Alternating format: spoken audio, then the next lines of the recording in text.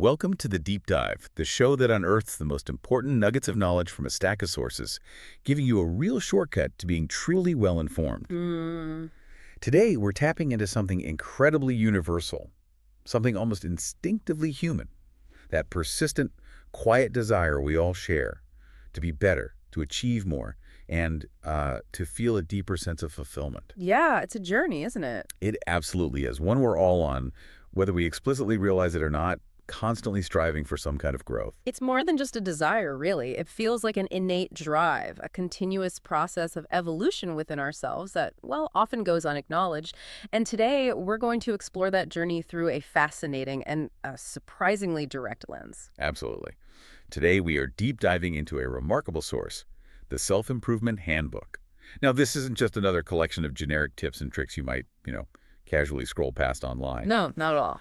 This handbook makes a bold claim, billing itself as the art and science of success, distilled into one simple but powerful life-changing guide. That's quite the subtitle. It is. And as I spent time with it, what really struck me was how it manages to make such ambitious claims feel surprisingly grounded in practical, actionable wisdom. It really approaches self-improvement not as some fleeting self-help fad, but as a foundational element, almost like a necessary prerequisite for building a truly successful and meaningful life. Yeah. It's surprisingly comprehensive, too. It tackles everything from mindset to spiritual growth, often in ways you wouldn't expect. So our mission in this deep dive is to unpack exactly what this handbook considers to be the art and science of success. We're not just summarizing, we're extracting its most potent insights, exploring its practical, sometimes provocative strategies, and connecting its wisdom directly to your own path of growth. So expect some surprising facts, relatable anecdotes that might just hit home in an unexpected way, and maybe a fresh perspective on what self-improvement truly means in the grand scheme of things. This deep dive is designed to be a true shortcut for you, a concentrated dose of knowledge to help you feel more informed and better equipped for your unique journey. Think of it as distilling the very essence of personal transformation into actionable wisdom. It focuses on the underlying principles that genuinely drive lasting change rather than just, surface-level fixes. Okay, let's unpack this core idea that really sets the tone for everything else in the handbook. Let's do it. It opens with a really powerful, almost challenging premise. It tells us that everything that happens to us happens in purpose. Now, that's a big statement. It is a big statement. It immediately makes you stop and think. Right. It frames our past heartaches, embarrassments, and outright failures, not as mere setbacks or unfortunate accidents, but as invaluable teachers. Yeah, teachers or even tools. Exactly. Tools that we can actively use for both self-improvement and success. It really shifts the narrative, doesn't it? Instead of simply lamenting past disappointments, you're encouraged to treat them as, like, a custom-designed curriculum just for you. That's where the insight truly comes in. It's not about denying the pain or the sting of failure. Not at all. No. But rather asking, what if this difficult experience isn't just happening to me, but maybe for me? And that perspective transforms what might seem like an insurmountable barrier into a vital stepping stone. The handbook essentially invites us to become alchemists of our own adversity, turning what feels like lead into gold by extracting profound lessons from moments of struggle. Alchemists of adversity, I like that. And to really drive this home, the handbook immediately dives into a compelling narrative, the story of Hunter Patch Adams. Ah, Patch Adams. Many people will know that name. Probably, yeah. Or maybe the movie. Patch Adams, as the handbook details, was a medical student who faced a monumental setback early on. He failed his board exams. Wow. Yeah, and this wasn't just a bump in the road. It sent him into a deep spiral, leading to months of profound melancholy, depression, and even suicidal attempts. It was, by all accounts, a profoundly dark and debilitating period for him. And his situation really highlights a universal human experience, doesn't it? That acute pain of falling short of expectations, especially when those expectations are tied to a core identity or a deeply held ambition. Absolutely. It's a vivid portrayal of what rock bottom can feel like, a moment where your self-worth can feel completely shattered. Exactly. But here's where his story takes a truly remarkable turn, the kind of pivot that defines true transformation. Yeah. Patch decided he needed help and voluntarily admitted himself into a psychiatric ward. Okay. Now, during his months of stay in that hospital, he encountered a diverse group of individuals described as sick people.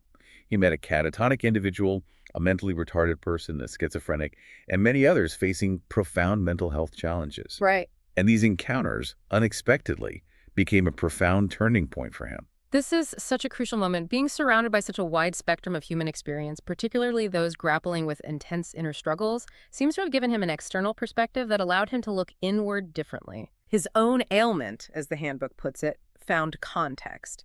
He began to heal not by focusing solely on his own pain, but by observing and connecting with the pain and humanity of others.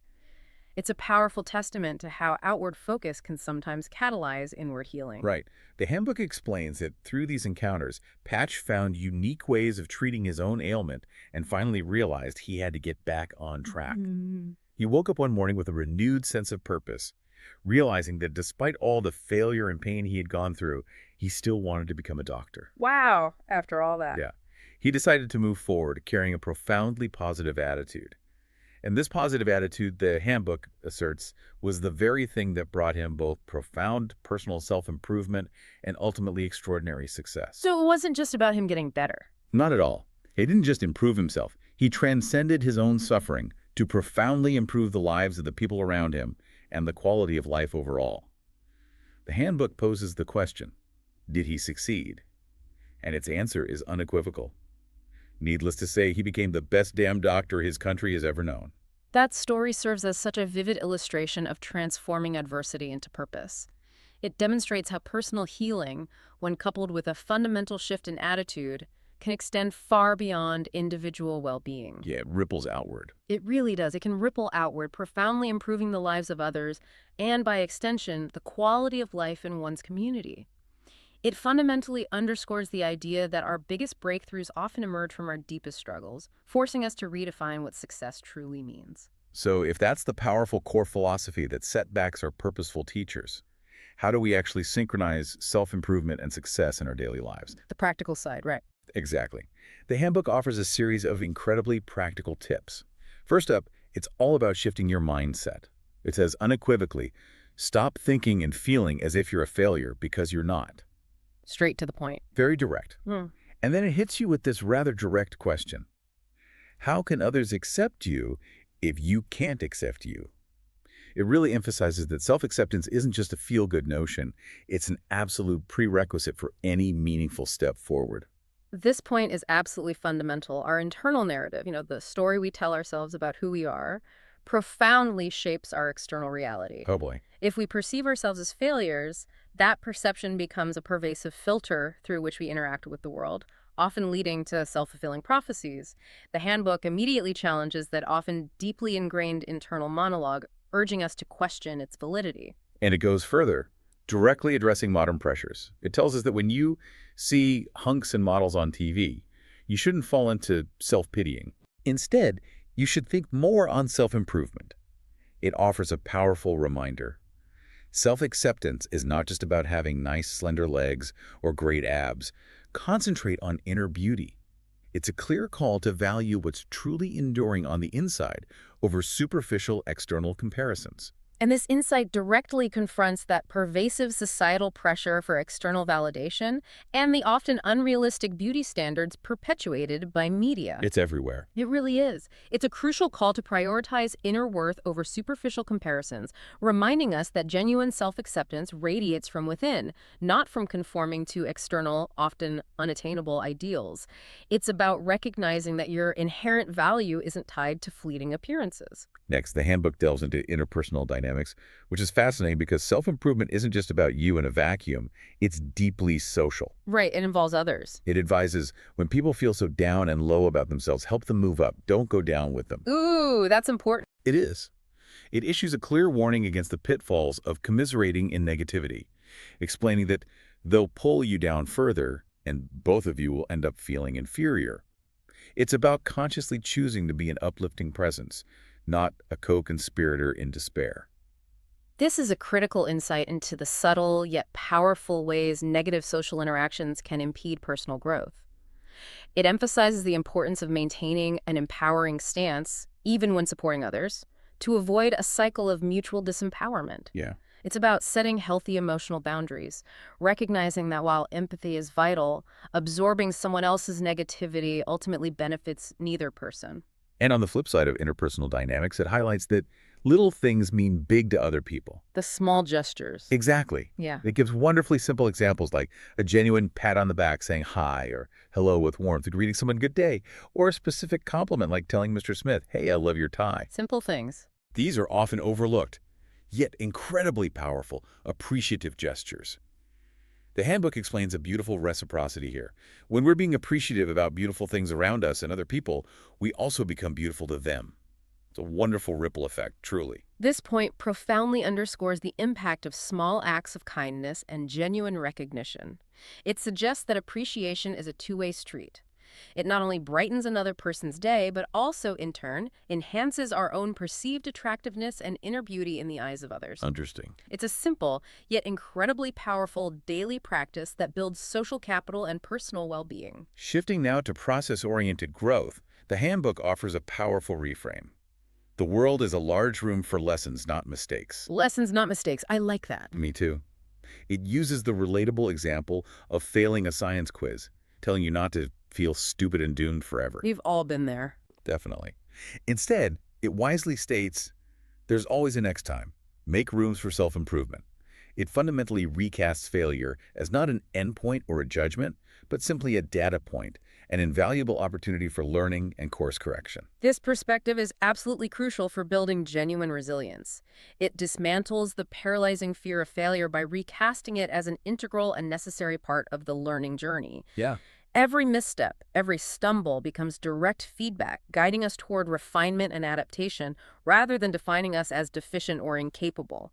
It transforms failure from a punitive outcome into a foundational component of growth. And this ties directly to the next practical tip. Take things one at a time. Patience. Yes. It rejects the often alluring idea of instant transformation, saying, you don't expect black sheep to be goody two-shoes in just a snap of a finger. It explicitly stresses that self-improvement is a one-day-at-a-time process. It's a marathon, not a sprint, emphasizing the power of consistent incremental effort. This speaks directly to the sustainable nature of genuine growth. Grand, sweeping transformations are rarely achieved overnight. Rather, they are the cumulative result of consistent, small, daily efforts. Right. It demystifies self-improvement, making it feel achievable and manageable, rather than an overwhelming, immediate overhaul that sets us up for disappointment. So what's the ultimate outcome of all this focused, incremental effort? The handbook promises that self-improvement results to inner stability, personality development, and success. Inner stability first. Interesting. Yeah. And where does this stem from? It comes from a powerful trifecta: self-confidence, self-appreciation, and self-esteem. It's a clear, logical pathway showing how internal shifts lead to outward success. This eloquently connects the internal shifts, the cultivation of self-confidence, appreciation, and esteem, directly to tangible external outcomes and a deeper sense of stability. It suggests that true, lasting success is not merely external achievement or fleeting accolades, but is fundamentally rooted in a strong, positive, and resilient sense of self. Yeah, that inner stability seems key. Inner stability is truly the bedrock. When it comes to goal setting and personal authenticity, the handbook reminds us to set meaningful and achievable goals. And crucially, it clarifies that self-improvement aims for an improved and better you, not an exact replica of Cameron Diaz or Ralph Fiennes. Haha, good examples. Right. It's about becoming your best self, not simply trying to mimic someone else's perceived perfection. This is a vital distinction for maintaining authenticity in the pursuit of self-improvement. It intentionally reorients the focus from external, often unattainable and unhealthy ideals back to individual potential and genuine personal growth. It frees you up. It absolutely frees you from the exhausting and often fruitless exercise of comparison. And there's an important implication here that the handbook courageously points out. When you're ready to embrace change and wholeheartedly go through this process, not everyone around you will be. That can be tough. It really can. The handbook notes, the world is a place where people of different values and attitude hang out.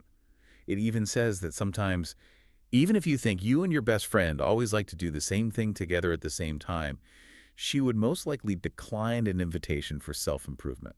Wow. That's a powerful and sometimes painful insight into social dynamics. It is. This highlights the potential for isolation or misunderstanding that can arise when one embarks on a significant personal growth journey. It advises managing expectations regarding how others will react to your evolution, emphasizing that your path is fundamentally yours alone, even if those closest to you don't immediately join you on it. Yeah, you might have to go it alone for a bit. It requires a degree of self-reliance and acceptance of divergent paths. Finally, for this foundational section, the handbook reinforces the idea that there's no such thing as overnight success. It describes the wonderful feeling of holding on to what you have now, realizing these were once things you only wished for. That's a nice perspective, gratitude. Exactly. This connects profoundly to a quote I've always loved. When the student is ready, the teacher will appear. A classic. The handbook explains how we are all here to learn our lessons, and that our teachers can be anyone, our parents, school teachers, friends, colleagues, office mates, neighbors. When we genuinely open our doors for self-improvement, we dramatically increase our chances to head to the road of success by recognizing these teachers in our everyday lives. This concept of the teacher appearing is truly profound.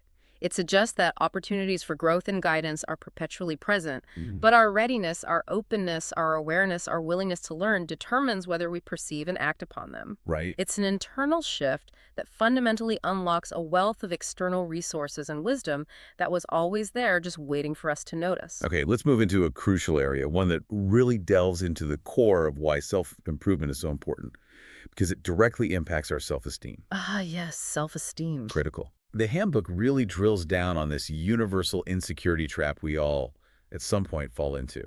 It identifies a common human tendency, that pervasive thought, I wish I was somebody else. Oh, definitely. We've all felt that. We often perceive others as better, more perfect, more confident, when in reality, the handbook says, most people are more scared than us.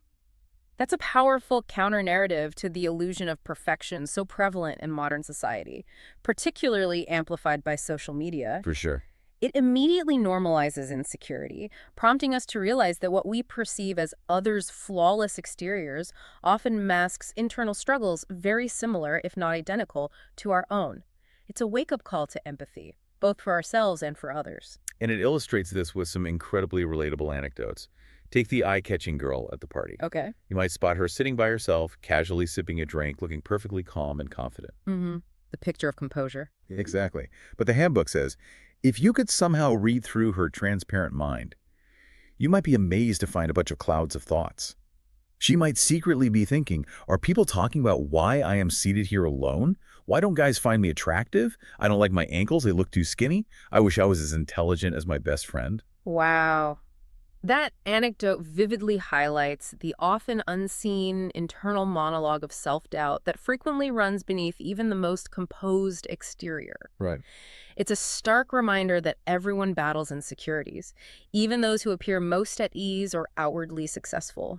The profound disconnect between outward appearance and inner reality is a fertile ground for misperception and perpetuating our own insecurities. So what's the profound irony here? The handbook lays it out with striking clarity. We look at other people, envy them for looking so outrageously perfect, and wish we could trade places with them, while they look at us and thinks of the same thing. We are insecure of other people who themselves are insecure of us. This vicious, self-perpetuating cycle, it explains, leads directly to low self-esteem, a pervasive lack of self-confidence, and a tragic loss of hope and self-improvement, ultimately trapping us in a state of quiet desperation.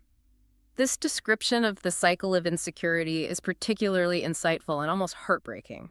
It describes a mutual, often unspoken performance of confidence, where everyone assumes everyone else is doing better, thus inadvertently perpetuating a collective sense of inadequacy. It's exhausting. It is. Breaking this debilitating cycle fundamentally requires a radical shift in individual perception and a willingness to be vulnerable. A key to breaking out of this, the handbook argues, is the power of honest feedback. Feedback can be scary but necessary. Definitely. It points out that sometimes our most irritating habits, like biting off our fingernails, having a foul mouth, or talking too much, are completely unknown to us. We, ironically, are often the very last to know about our own behaviors that might be off-putting. This highlights our inherent blind spots. We are often completely oblivious to our own behaviors that might be annoying or even self-sabotaging, precisely because they're so deeply ingrained in our daily routines. Yeah. An external, trusted perspective is absolutely essential for gaining genuine self-awareness and identifying areas for growth that we simply cannot see ourselves. To illustrate, it tells the story of a friend who never gets tired of talking. Uh-oh. We might know someone like that. Maybe. And in most conversations, she is the only one who seems to be interested in the things she has to say. The social repercussions are clear, yet tragically unseen by her. All of our other friends tend to avoid the circles whenever she's around, yet she doesn't notice how badly she became socially handicapped, gradually affecting the people in her environment. This is a powerful and unfortunately common example of how unaddressed habits can quietly, almost imperceptibly, erode social connections and opportunities over time. Yeah, it just slowly pushes people away. It vividly demonstrates the silent consequences of a lack of self-awareness, where the impact of one's behavior accumulates until it becomes undeniably detrimental to relationships. So the key to growth, the handbook emphasizes, is to listen and talk to a trusted friend. Okay, find that trusted person. Right. It guides the listener on how to approach this by finding someone with whom you feel true comfort in opening up, even on the most gentle topics. It then suggests asking specific, vulnerable questions that cut right to the chase. Do you think I am ill-mannered? Do I always sound so argumentative? Do I talk too loud? Does my breath smell? Do I ever bore you when we're together? Whoa, those are direct questions. Takes courage. It does. But the emphasis on genuine vulnerability and specific questioning is absolutely crucial here. Right. It transforms a potentially awkward or confrontational conversation into a structured request for constructive feedback, signaling a sincere and genuine openness to improvement. Trust, of course, is paramount for this kind of candid exchange to be truly effective and beneficial. Absolutely. You need that trust. And crucially, the handbook advises against defensive responses like, don't exaggerate. That's just the way I am. Yeah, the classic defense mechanism. Totally. Instead, it strongly encourages an open mind and heart. And in return for their honesty, it suggests you may want to help your friend with equally constructive criticism that will also help her improve herself. Reciprocity. Exactly. It's clearly presented as a two-way street for mutual, authentic growth. This speaks to the necessary reciprocity of true friendship and collaborative growth. When you cultivate a safe space for honest feedback, you also lay the groundwork for a more authentic and mutually beneficial relationship. It's about shared commitment to betterment, where both individuals are invested in each other's genuine development. Moving on, the handbook powerfully underlines the foundation of self-love. It quotes Whitney Houston's timeless wisdom.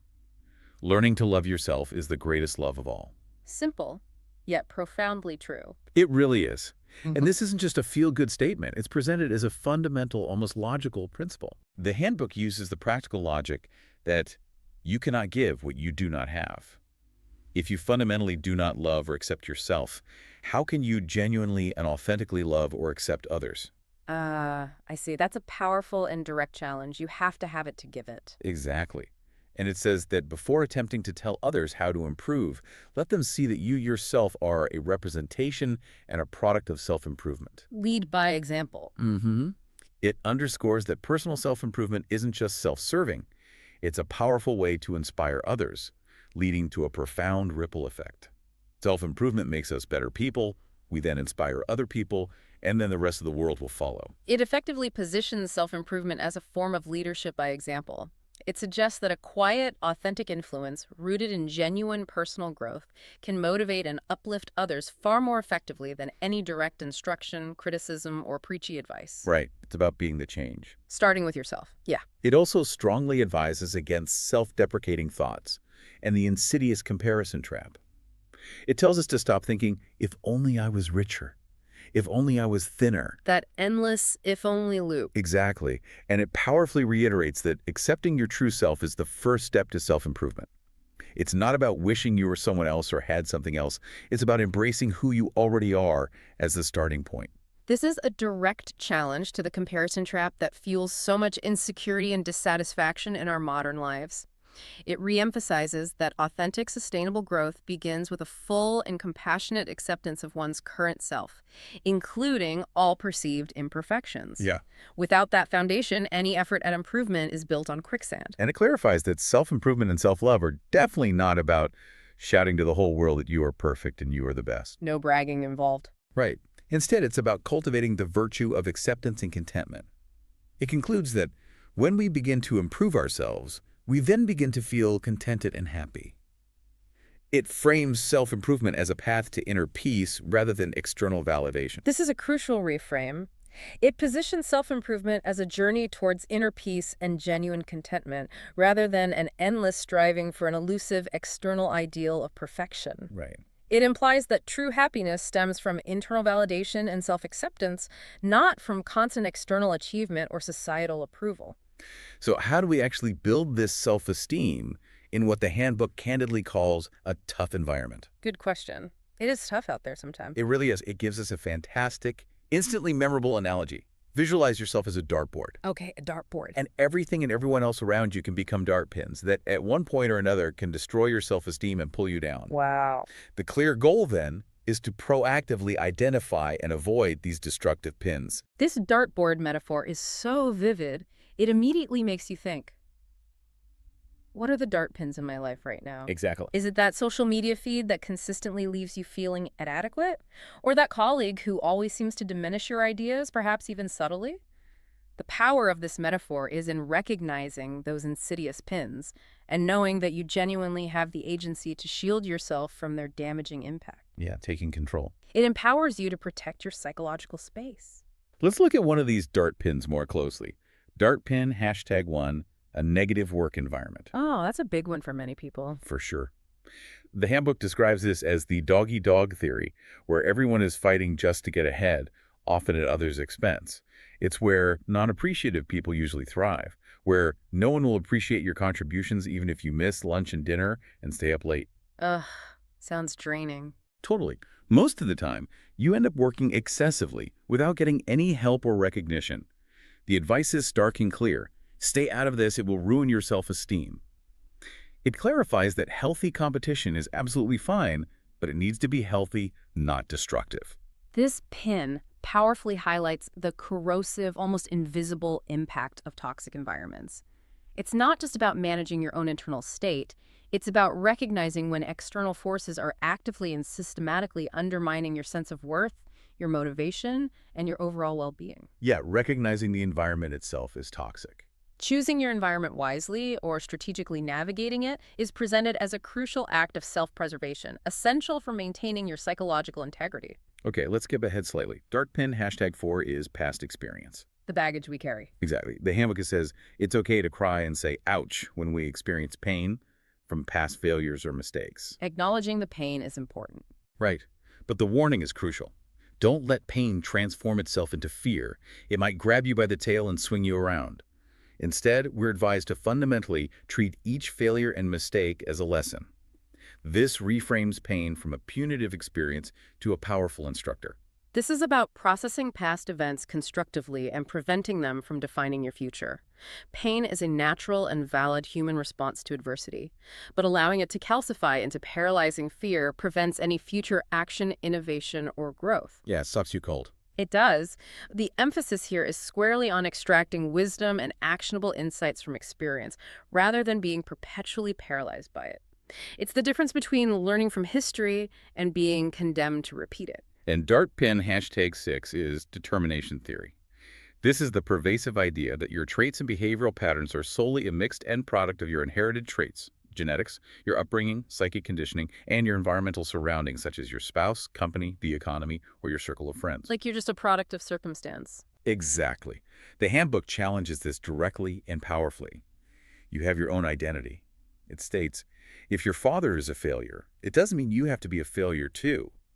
Learn from other people's experience so you'll never have to encounter the same mistakes. This pin directly confronts deterministic thinking, which can be incredibly disempowering. It asserts individual agency and personal responsibility for one's path, regardless of predispositions or external influences. You have a choice. Absolutely. While we can certainly learn from others' experiences, both positive and negative, our identity and our destiny are ultimately our own construction, shaped by our choices and our unique spirit, not solely by pre-existing conditions. And this leads to a powerful assertion that cuts against common perceptions. Yeah. Sometimes you may want to wonder if some people are born leaders or positive thinkers. No. Okay, goal statement. It is. The handbook states strongly and unequivocally, being positive and staying positive is a choice. Building self-esteem and drawing lines for self-improvement is a choice, not a rule or a talent. It's not something you're inherently given at birth. It's something you actively, consistently cultivate through deliberate choice. This is a fundamental declaration of self-empowerment that really shifts the locus of control. It refutes the idea that personal qualities like positivity, resilience, or leadership are fixed traits determined by genetics or luck. Right. Instead, it frames them as active, ongoing decisions and cultivated practices. This means your personal growth is entirely within your sphere of influence, driven by your daily choices, which is incredibly liberating. So in life's battlefield where things and people keep pulling you down, the handbook suggests we need bulletproof armor. Okay, armor, what is it? And this armor ideally means self-change. Not just any change, but specifically the kind of change which comes from within, voluntarily. Oh, internal change. Exactly. This armor of self-change, it clarifies, transforms three core things: our attitude, our behavior, and our way of thinking.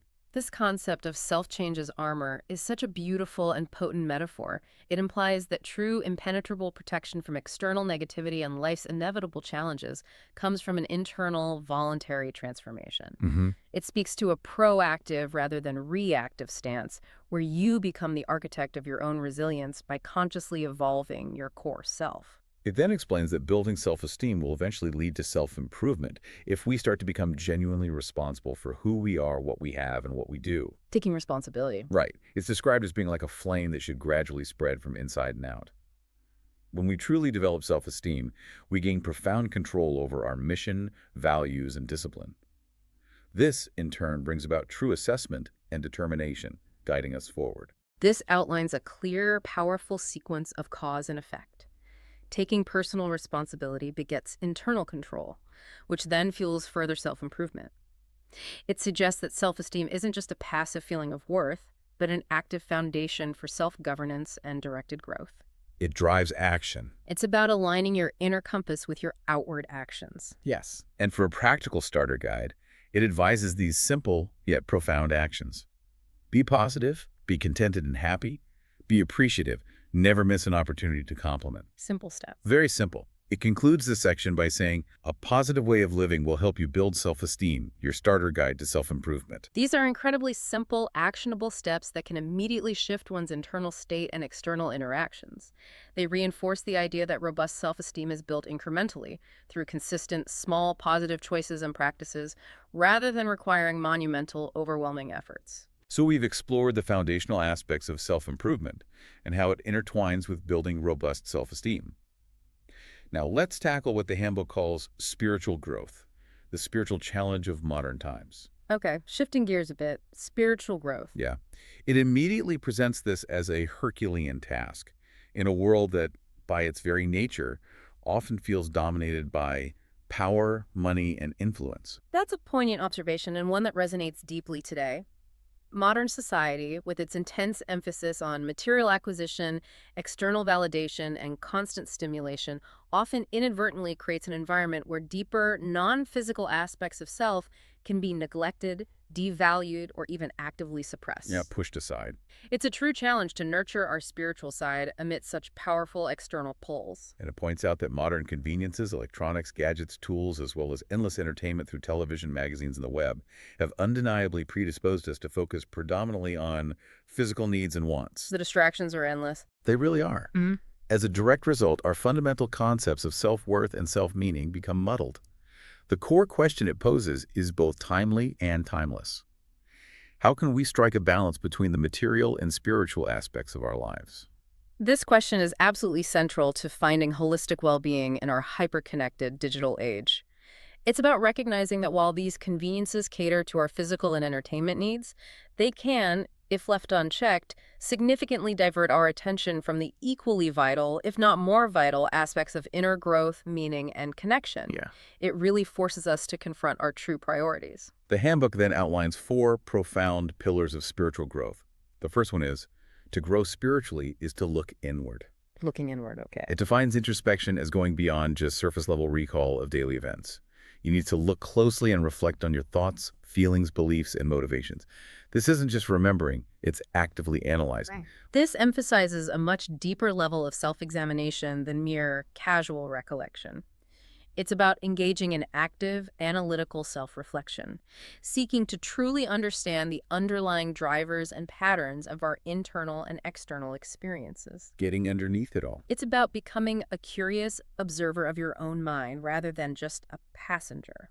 It says that periodically examining your experiences, decisions, relationships, and the things you choose to engage in provides useful insights on your life goals, on the good traits you must sustain and the bad traits you have to discard. Practical benefits. Definitely. Moreover, it offers invaluable clues on how to act, react, and conduct yourself in the midst of any situation. Introspection, then, becomes a supremely practical tool for self-guidance and conscious living. By truly understanding our internal landscape, we gain the capacity to refine our responses to the world, making more intentional choices rather than simply reacting on impulse or habit. Building that self-awareness. It's about building a conscious framework for your life. The second pillar. To grow spiritually is to develop your potentials. Self-actualization. Self-actualization, Maslow comes to mind. Exactly. The Handbook acknowledges that religion and science have differing views on the human spirit. Religion views people as spiritual beings temporarily living on Earth, while science views the spirit as just one dimension of an individual. Different starting points. Yes, but this highlights the differing philosophical frameworks, yet what's fascinating is how the Handbook still manages to find common ground in the shared pursuit of self-development, regardless of the philosophical starting point. Interesting. So common ground despite the differences. Right. It's a testament to the universality of the drive to fulfill one's potential. Makes sense. What's particularly striking here is that mastery of the self is presented as a recurring central theme in both Christian, Western, and Islamic Eastern teachings. Across different traditions. Yeah. In these traditions, the needs of the body are recognized and addressed, but they are placed under the needs of the spirit. And it posits that our beliefs, values, morality, rules, experiences, and good works collectively provide the very blueprint for spiritual growth. This reveals a profound universal principle across diverse spiritual traditions. The idea that cultivating the inner self and aligning with a higher purpose or moral code is paramount. Right. It's about deliberately ordering priorities, consciously placing spiritual and character needs above purely physical or material desires. This echoes Maslow's hierarchy, where self-actualization emerges once basic needs are met. From a psychological perspective, the Handbook points out that realizing one's full potential is to self-actualize.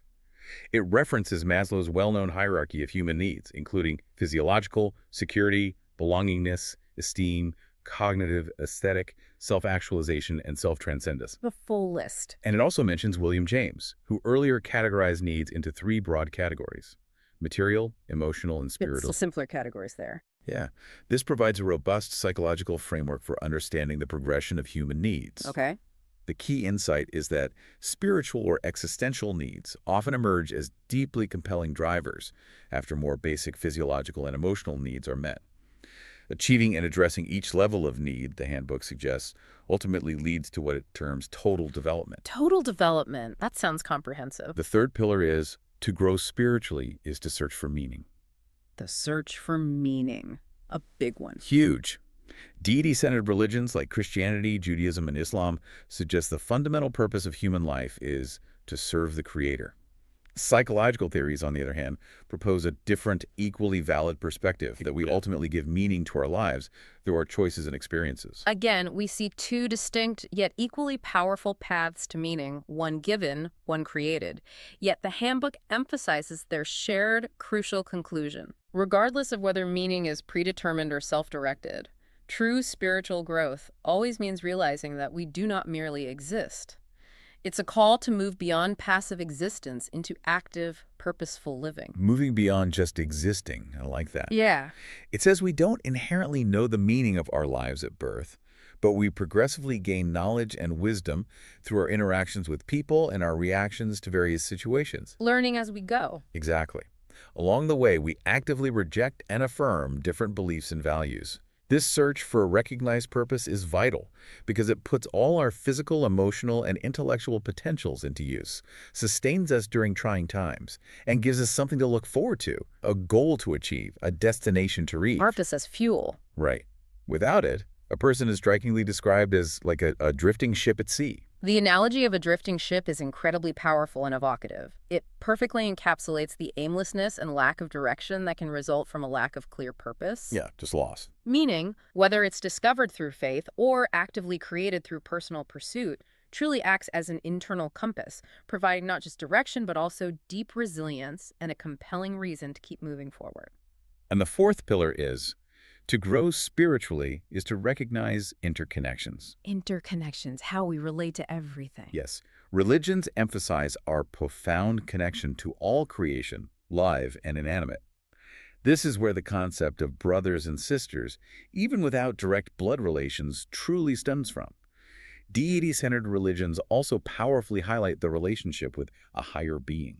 This expands the idea of relatedness far beyond just human connections to encompass the entire cosmos.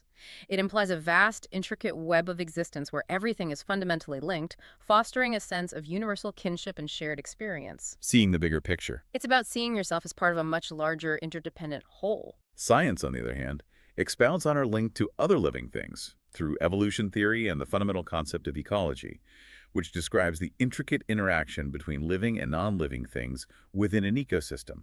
The scientific view of connection. Right. And in psychology, connectedness is a characteristic of self-transcendence, the highest human need, according to Maslow, appearing at the very peak of his updated hierarchy.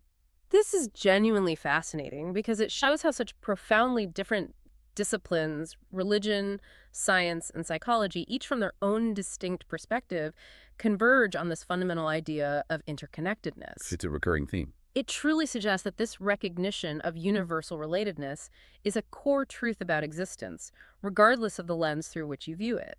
The outcome of recognizing these profound connections, the handbook says, is equally profound.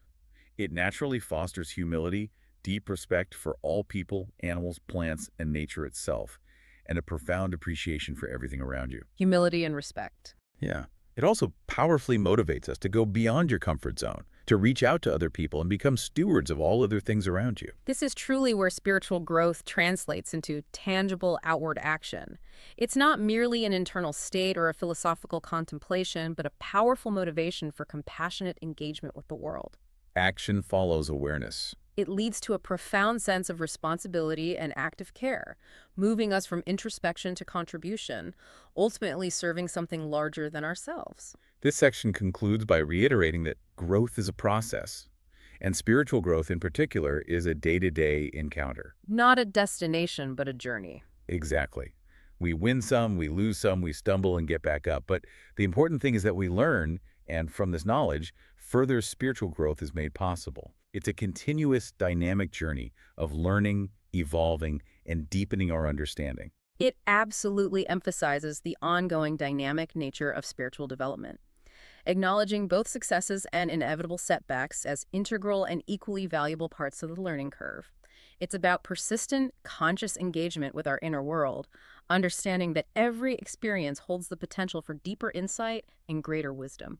So we've explored the foundational importance of self-improvement, the crucial role of self-esteem, and the deep journey of spiritual growth. But what truly drives all of this? What's the engine that propels us forward? The how. Motivation. Exactly. That brings us to our next major area, motivation. The handbook asserts that motivation is the heart of self-improvement, and it starts with a rather candid, almost blunt statement that pain may sometimes be the reason why people change. This is a refreshingly direct opening. It acknowledges a fundamental human truth, that sometimes significant discomfort or suffering is in fact the most potent catalyst for initiating change. Yeah, sometimes you need that push. It draws a direct link to the earlier idea of failures being invaluable teachers, suggesting that sometimes those lessons are delivered through a painful medium. It provides concrete, relatable examples of this. Getting flunked grades make us realize that we need to study. Yeah. Debts remind us of our inability to look for a source of income. Ouch. Being humiliated gives us the push to speak up and fight for ourselves, to save our face from the next embarrassment. These are direct, visceral experiences that trigger an undeniable need for change, forcing us out of complacency. These examples vividly highlight the immediate, often unavoidable lessons that pain delivers.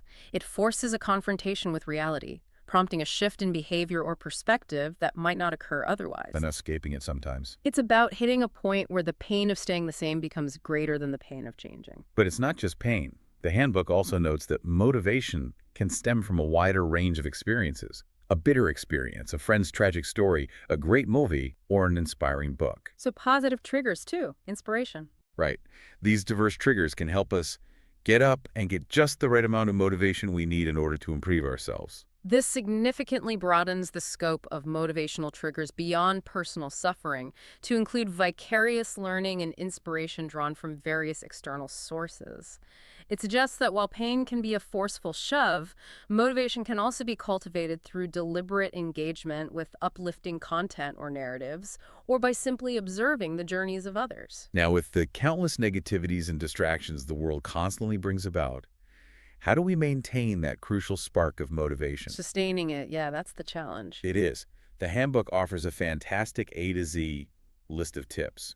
We don't have time to go through every single letter, but let's highlight some that really resonate and offer unique perspectives on sustaining your drive.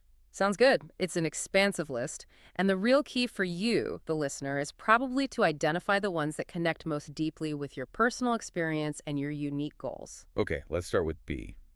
Believe in yourself and what you can do. Foundational. It sounds simple, almost trite, but without that core, unwavering belief, it's incredibly hard to even begin anything, let alone sustain it through challenges. This is the absolute bedrock of all personal endeavor.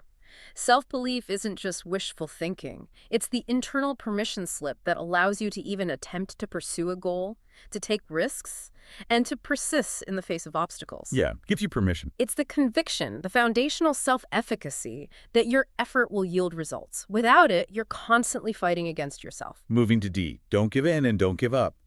The handbook uses the incredibly powerful and often cited example of Thomas Edison. Ah, Edison and the light bulb? Exactly. Who famously failed once, twice, more than thrice, before he came up with his invention and perfected the incandescent light bulb.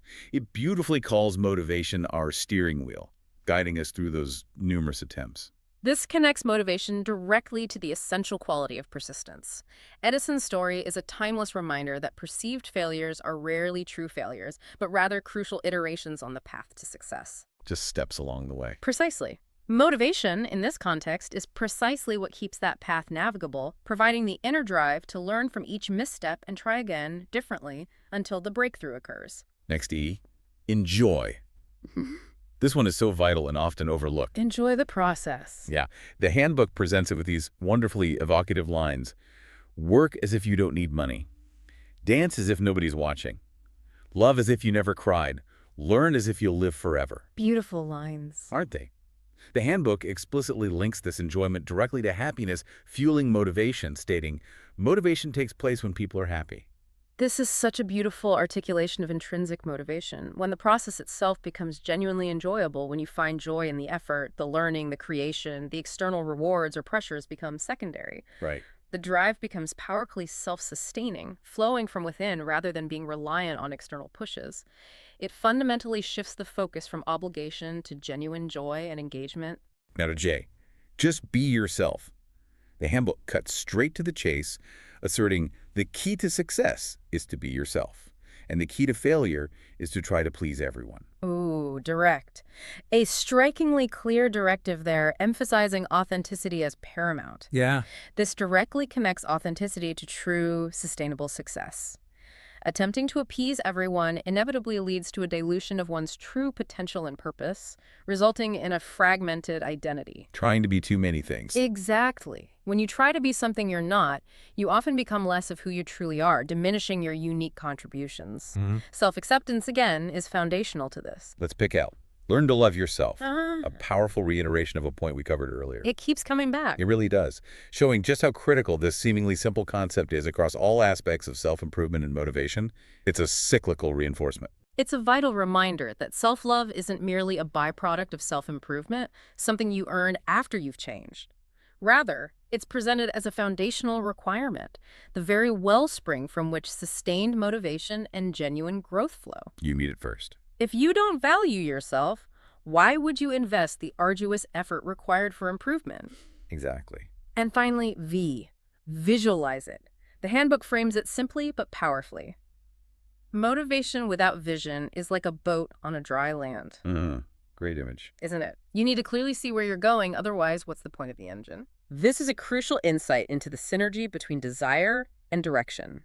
Vision provides the compelling destination and the inspiring purpose. Without a clear, vivid picture of what you're working towards, motivation lacks true direction and sustained potency. Meets a target. It's the blueprint that guides the effort, yes. Now let's talk about unlocking your self-improvement power. The handbook uses a fantastic analogy to illustrate a common human blind spot. Imagine looking at a painting. You won't truly appreciate its full scope or detail if it's an inch from your face. But if you try to take it a little further, you'll have a clearer vision of the whole artwork. Stepping back for perspective. Exactly. This perfectly symbolizes our own inherent need for perspective to truly see our need for change. Something could be staring us right under our nose, but we don't see it. This highlights the concept of blind spots again, but from a different, almost artistic angle. It's about gaining critical distance from our immediate circumstances to see the larger patterns, the cumulative effects, and often the urgent need for transformation that might otherwise remain hidden in plain sight. That perspective is key. It's why external feedback, as we discussed earlier, is so vital. The handbook notes that we often only consider unlocking our self-improvement power when everything got worst. Waiting until crisis hits. Exactly. Yeah. This is where the infamous frog principle comes in, which is a classic but always powerful illustration of human inertia. Ugh, the boiling frog. It's a stark, almost chilling reminder of human inertia and our inherent tendency to resist change until we're literally forced to confront a crisis. Yeah. It speaks to our comfort with the status quo, even if that status quo is slowly deteriorating. So imagine frog A in a pot of boiling water. What happens? He twerps. He jumps off. Instant reaction. Right. Why? Because he cannot tolerate sudden change in his environment. But then, take frog B. Place him in lukewarm water, then gradually turn the gas stove on. As the water slowly heats up to a boiling point, frog B just thinks, ooh, it's a bit warm in here. He stays, gradually adapts, and eventually perishes because the change is too slow, too incremental to trigger a necessary survival response. This is a truly chilling metaphor for gradual decay and the perils of complacency. It vividly illustrates how imperceptible, incremental negative changes can accumulate over time, leading to catastrophic outcomes if not recognized and addressed early. You just don't notice it happening. The lack of a sudden, sharp shock prevents a necessary and urgent response, leading to a slow and self-inflicted decline. The handbook draws a clear human parallel with Anna's story. Today, Anna thinks Carl hates her. Tomorrow, Patrick tells her he hates her. Anna stays the same and doesn't mind what her friend says. Ignoring the signs. Exactly. The next day, she learns that Kim and John also abhor her. Anna doesn't realize at once the importance and the need for self-improvement until the entire community hates her.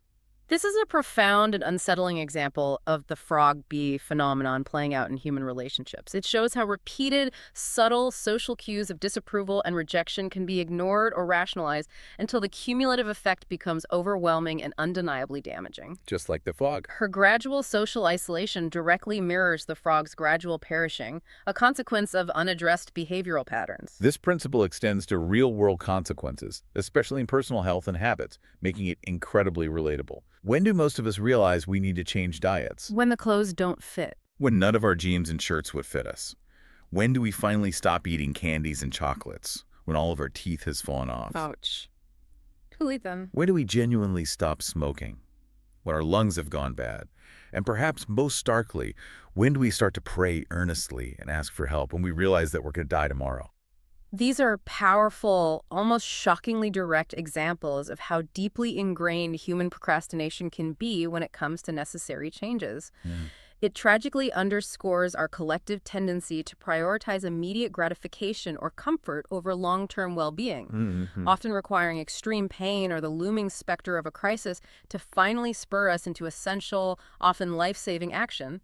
It's a powerful call to self-awareness before the boiling point. The handbook concludes that the only time most of us ever learn about unlocking our self-improvement power is when the whole world is crashing and falling apart. It candidly acknowledges that change is not easy, but issues a potent warning. Change becomes more painful when we ignore it. This highlights the self-inflicted pain of resistance. The initial discomfort of embracing change, while real, is almost always far less than the cumulative suffering, regret, and lost potential of clinging to old habits or refusing to adapt. Oh, may now or pay later, basically. It's a powerful argument for proactive self-transformation. Yes. But there's profound hope within this perspective. Change will happen, like it or hate it. It's inevitable. Right. At one point or another, we are all going to experience different turning points in our life. And the handbook asserts that we are all going to eventually unlock our self-improvement power, not because the world says so, not because our friends are nagging us, but because we realized it's for our own good. Internal motivation wins out eventually. Exactly. And here's the ultimate takeaway for this section. Happy people don't just accept change, they embrace it. This is a powerful, inspiring call to embrace change proactively, driven by deep internal conviction rather than external pressure. It fundamentally transforms change from a perceived threat into an undeniable opportunity for growth, greater well-being, and genuine happiness. Shifting your whole relationship with change. It's about moving from a reactive stance to an empowered, intentional one. A huge, often subconscious barrier to unlocking self-improvement is what the handbook calls the "I am just this way" mindset. Ah, the fixed mindset trap. Precisely. It calls this a cage of thought and states quite directly, "It's just the way I am," is a poor excuse for people who fear and resist change. It argues that most of us, often unknowingly, program our minds like computers with these self-limiting beliefs. This insight directly challenges the idea of fixed personality traits as a convenient excuse for inaction or resistance to growth. It asserts that our self-perception, particularly these entrenched narratives about who we are, can often be a self-imposed limitation. A story we tell ourselves. Exactly, a story we tell ourselves that ultimately prevents us from evolving into our full potential. It illustrates this with Jen's story.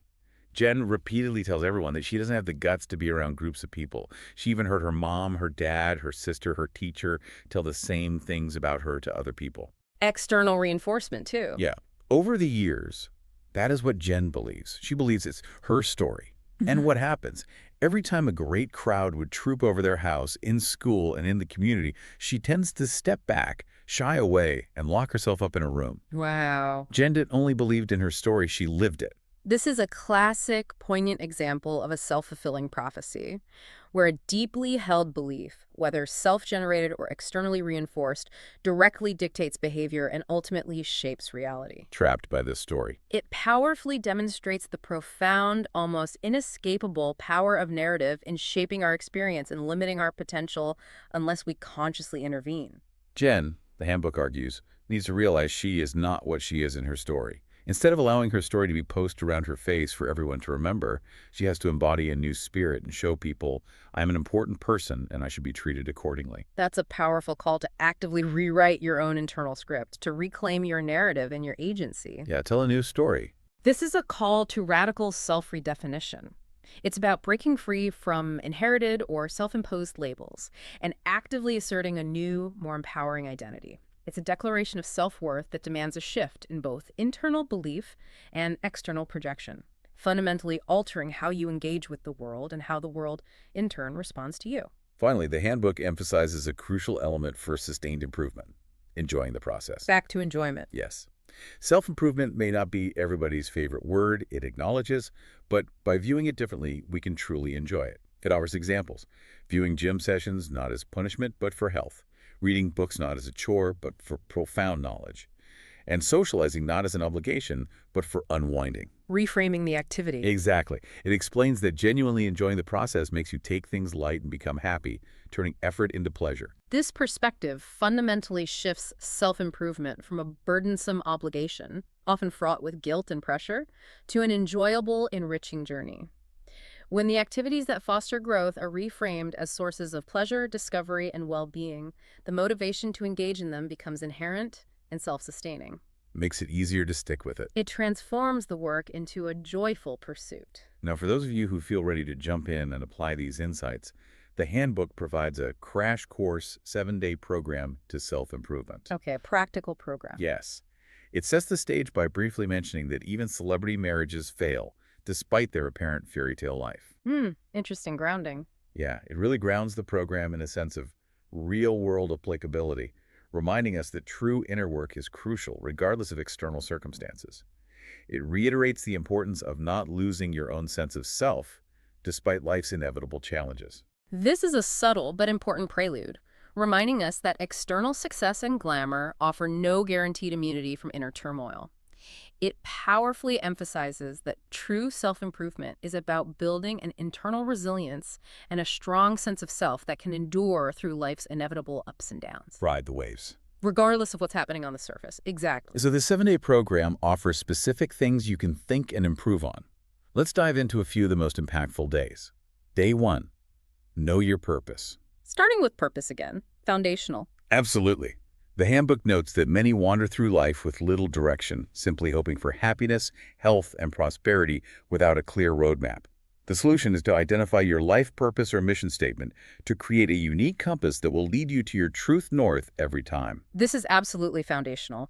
A clear purpose provides not just direction and meaning, but also a powerful filtering mechanism for decisions. It acts as an internal compass, guiding one through ambiguity and ensuring that efforts are aligned with what truly matters. Stops the drifting. It's the essential starting point for truly intentional living, preventing you from simply drifting through life. It acknowledges that this may seem tricky at first or even feel like a dead end, but assures us there's always that little loophole to turn things around. This is about persistence and self-discovery. This provides crucial encouragement, reminding us that even if a purpose isn't immediately obvious, the journey of discovery itself is a vital part of the process. It suggests that patience and persistence in self-inquiry will ultimately reveal your unique direction, even if it requires a shift in perspective. Day 2. Know your values. The instruction for this day is to list your top 5 values. Okay, values, like what? Examples are given like security, freedom, family, spiritual development, or learning.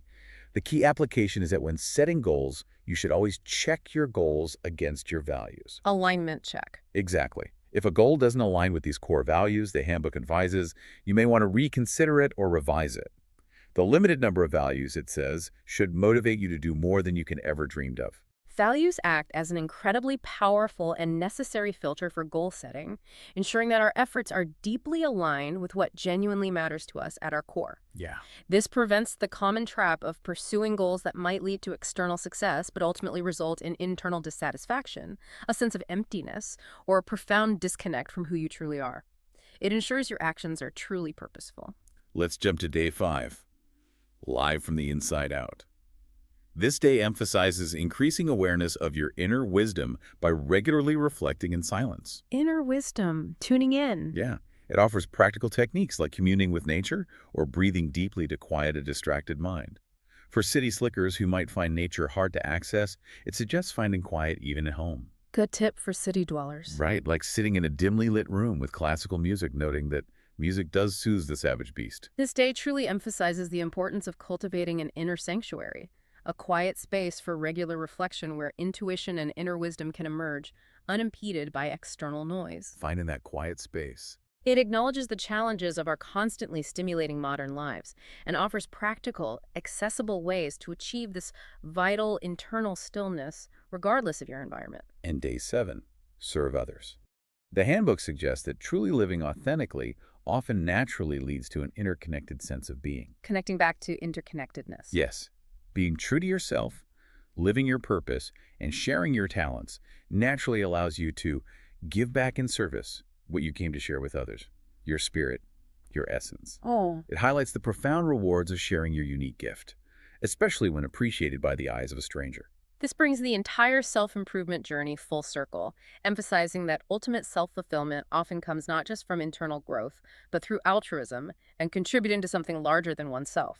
Giving back completes the cycle. It's the culmination of self-development leading to self-transcendence, where your personal growth becomes a conduit for positive impact on the world around you. The concluding thought for the program is a powerful one, truly echoing the handbook's overarching message. Self-improvement is indeed one type of work that is worth it. Worth the effort. Definitely. And it stresses that this vital work is not confined to specific locations like an office building or your room. The difference lies within ourselves and how much we want to change for the better. It solidifies the fundamental idea that self-improvement is an entirely internal commitment, not dependent on external circumstances, location, or even permission. It's a continuous, deeply personal endeavor driven by an intrinsic desire for authentic betterment, Starts from within. making every moment an opportunity for growth. Now, as we near the very end of this deep dive, the handbook shares 10 of my favorite quotes on improving yourself. Some final wisdom nuggets. Exactly. These offer a truly fascinating mix of wisdom, genuine humor, and sometimes surprisingly unexpected perspectives that might challenge or simply amuse. It's a great way to show how wisdom isn't always presented in a formal, textbook manner. It's incredibly interesting how a book focused on such profound personal growth chooses to include these varied insights.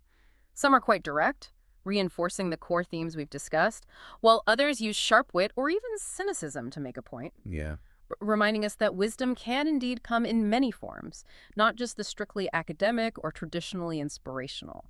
Let's pick a few of these that particularly stood out. First, this one, which is remarkably pragmatic. Money is better than poverty, if only for financial reasons. Haha. That's a very pragmatic, almost bluntly cynical take on a fundamental aspect of life. It strips away any pretense or moralizing about wealth and simply highlights a basic, undeniable truth about practical well-being and the necessity of financial security. Just stating the obvious almost. It's a statement about basic function, not aspiration. Yeah. Next, this one, which offers a sudden pivot to social commentary with a humorous, slightly dark edge. I believe there is something out there watching us. Unfortunately, it's the government. That's a classic example of using humor to articulate a common, if unsettling, modern sentiment about surveillance and authority. It injects a moment of levity while still hinting at a broader worldview that questions privacy in the contemporary age. A bit of a wink there. It's a very clever quip. Here's one that truly made me chuckle when I first read it. There are worse things in life than death. Have you ever spent an evening with an insurance salesman? Haha. This is pure comedic relief, designed to make you momentarily forget your existential dread. It playfully trivializes one of life's greatest fears by comparing it to a mundane yet universally acknowledged uncomfortable social situation. Puts things in perspective, maybe. It subtly points to the idea that sometimes our everyday annoyances can feel disproportionately bothersome compared to truly profound challenges. And finally, this quote truly brings us full circle, directly back to the core message of the entire handbook. The talent for being happy is appreciating and liking what you have instead of what you don't have. This is an incredibly powerful summary of the underlying philosophy of true self-improvement and genuine contentment. It succinctly emphasizes gratitude and presence over a perpetual state of wanting more, The Ranting Trap. which can be an endless, unfulfilling cycle. It suggests that happiness isn't found in acquisition, but in appreciation of the present moment and your current circumstances. So we've navigated the self-improvement handbook, moving from understanding failure as an invaluable teacher to building robust self-esteem in a challenging world, exploring the profound depths of spiritual growth, igniting our motivation, and finally laying out a concrete 7-day program for action. Quite a journey. It was. We even paused to reflect on some unexpected and thought-provoking quotes that reveal wisdom in many forms. It truly has been a comprehensive journey, one that touches on the internal and external, the practical and the philosophical. The handbook, in this deep dive, really emphasized that self-improvement isn't a siloed activity, but a truly holistic endeavor that impacts every facet of your life. At its heart, this deep dive shows us that self-improvement isn't about discarding who you are to become someone else entirely. No, not about becoming someone new. Right. Rather, it's about discovering, refining, and fully embracing the improved and better you that already exists within. It's an ongoing, deeply internal journey fueled by conscious choice, profound self-awareness, and a courageous willingness to embrace change, even when it's uncomfortable, even when it's slow. It's ultimately about empowering yourself to take responsibility for your own growth and development, recognizing the continuous opportunities for learning and evolution that life perpetually presents. It's about becoming the conscious architect of your own fulfilled existence. And as we end this deep dive, let's reflect on something the handbook wisely stated early on. When the student is ready, the teacher will appear. As you reflect on everything we've unearthed today, all the nuggets of knowledge, all the new perspectives, what teacher has just appeared for you? What specific lesson, what potent insight, what concrete next step are you now truly ready to embrace on your own unique path to self-improvement and success? Something for you to mull over until our next deep dive.